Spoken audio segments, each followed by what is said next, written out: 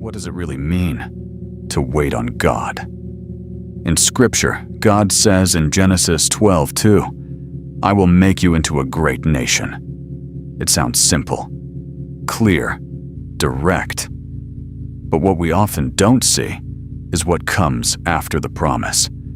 Because for Abraham, that promise didn't happen in a day, or a year, or even a few years.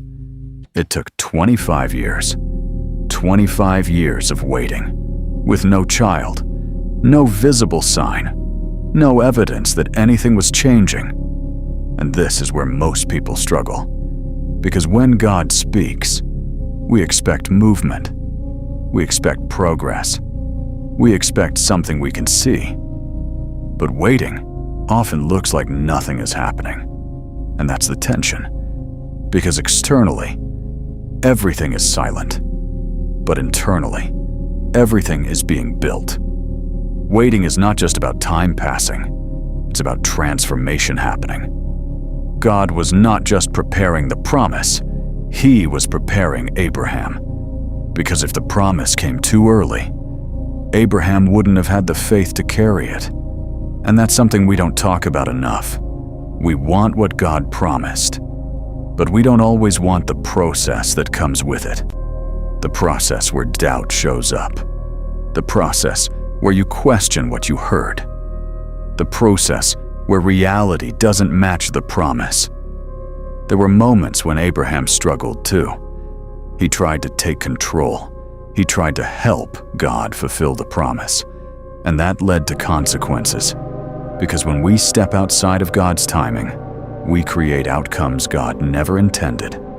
But even then, God didn't cancel the promise. That's grace. God stayed faithful, even when Abraham wasn't perfect. And that shows us something powerful. Waiting is not about being perfect. It's about staying. Staying when it's confusing. Staying when it's slow. Staying when nothing makes sense. Because faith is not proven when everything is working.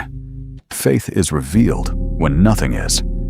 And after 25 years, God fulfilled exactly what He promised. Not earlier, not later, right on time. And that's the part we need to understand. Delay is not denial. Silence is not absence. Waiting is not wasting. It's preparation.